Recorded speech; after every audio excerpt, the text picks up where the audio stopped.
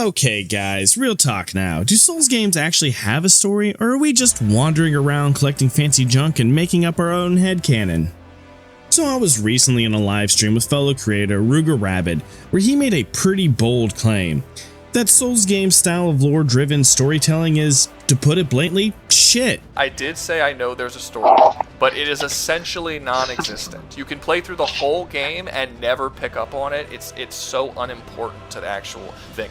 To truly understand what's going on, you have to read fucking item descriptions throughout the game.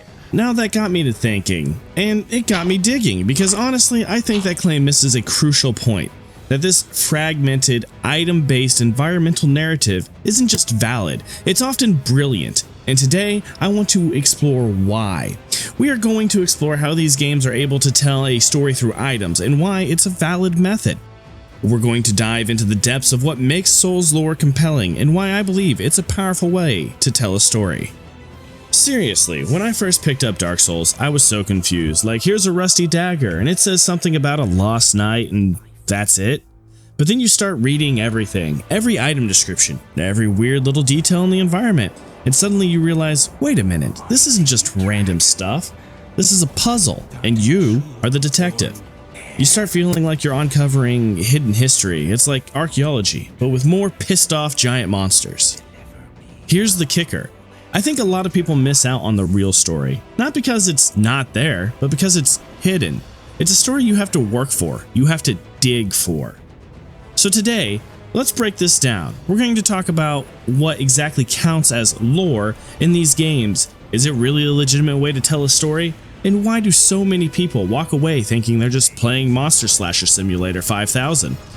We are also going to see why the items you pick up are indeed a way to tell a story. So without further ado, let's do it. Okay. So, what is this lore we keep talking about? It's not like your typical game story, right? You're not getting cutscenes every 5 minutes or some dude telling you exactly what to do. Souls games, they're sneaky. They like to show you, but they don't tell you anything. Think of it like this, you're dropped into a world that's already broken.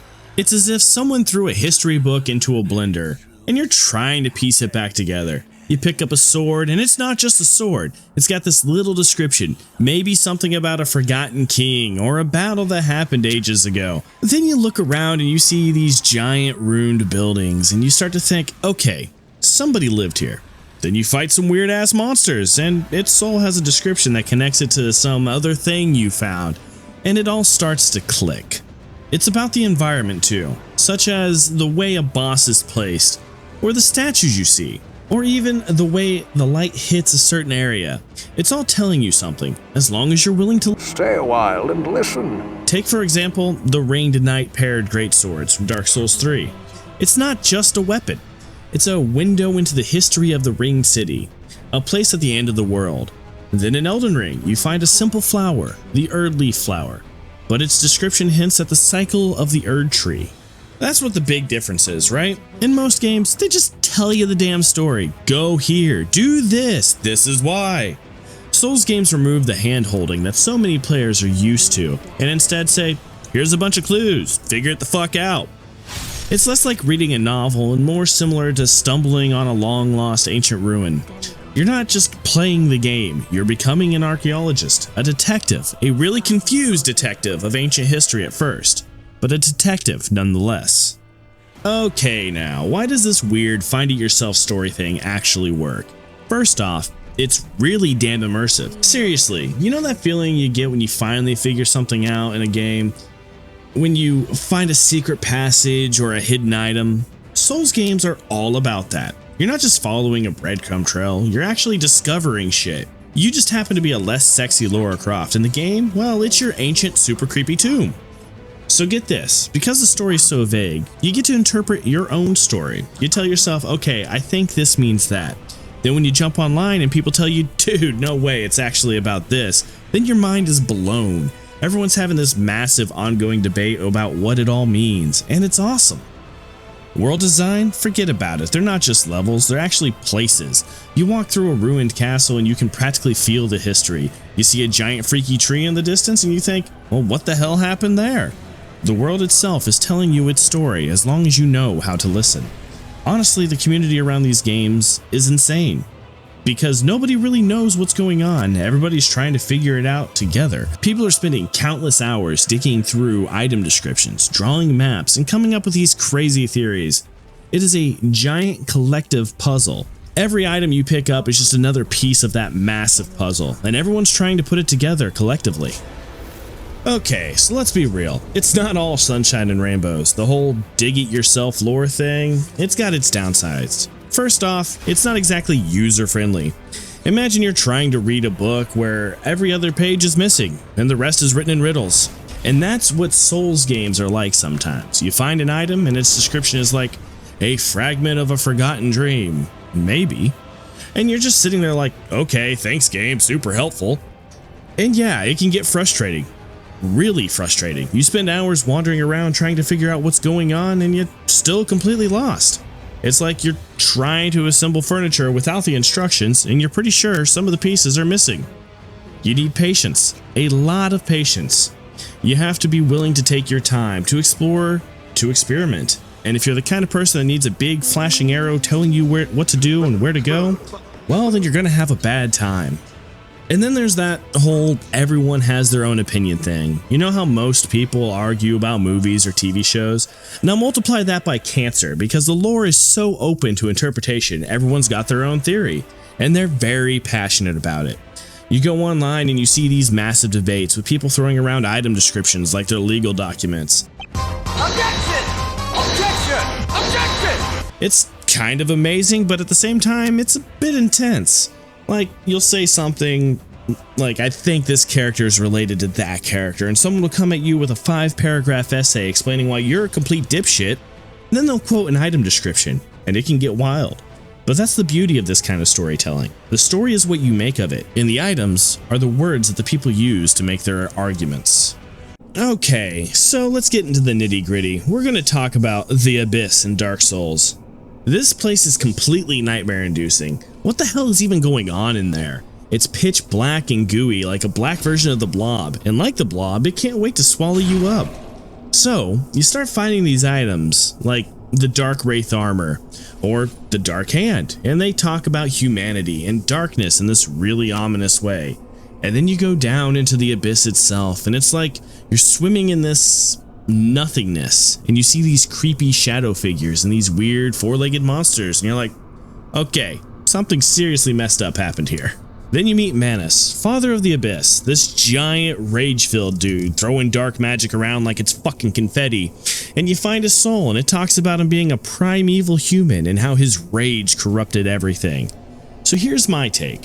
I think the Abyss is the raw, unfiltered darkness that's inside every human. And it's all our fears, our anger, and our desires amplified to a ridiculous degree. Think about it. Humanity in Dark Souls is this weird but powerful thing. You need it to kindle bonfires, to reverse hollowing, but too much of it, and you get the Abyss. Humanity is a double-edged sword, and Manus, he's the ultimate example of what happens when you let that darkness take over. He's a cautionary tale, a don't let your inner demons drive kind of thing.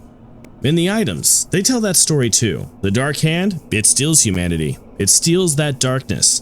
The items are telling you that humanity is powerful, but dangerous. And that's why the Abyss is so terrifying. It's not just a place, it's a reflection of our own potential for darkness.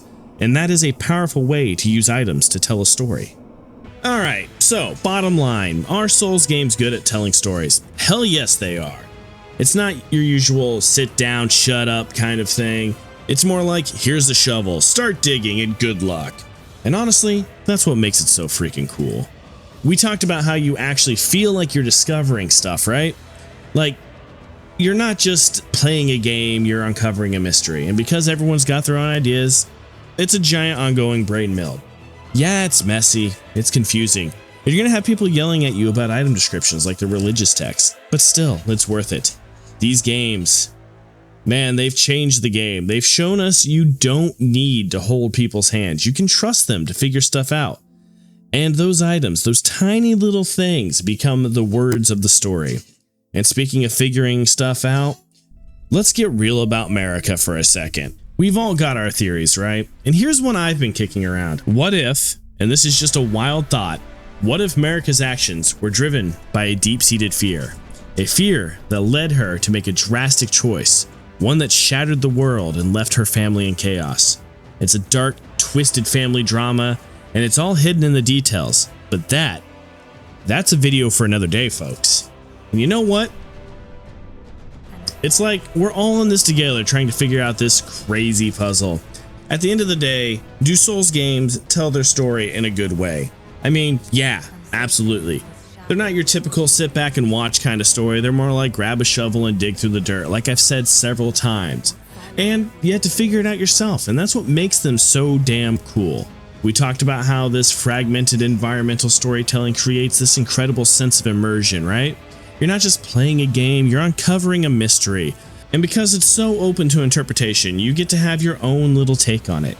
You get to join this huge ongoing conversation with other players. But yeah, it's not always easy and it can be confusing. It can be frustrating, and you're going to have to deal with people arguing about descriptions like they're the meaning of life. But even with all that, it's worth it. Honestly, I think Souls games have changed the way we think about storytelling in games. They've shown us that you don't need to spoon-feed players the plot. You can trust them to figure things out, to piece together the puzzle. And the items become the words of the story. And that's fucking amazing. We're all a part of this collective experience, this shared discovery. And if you're as passionate about digging into this lore as we are, please hit that like button and subscribe for more deep dives into the Souls universe. We're always uncovering new theories and interpretations. So what do you guys think? What's your take on the Abyss, or the Shattering, or whatever crazy lore you've dug up? Jump into the comments, let's talk about it. But honestly, I'm still trying to figure out some of this stuff myself, and the items, they're here to help us. With that, I hope you all have a great time. We'll see you in the next one. Peace.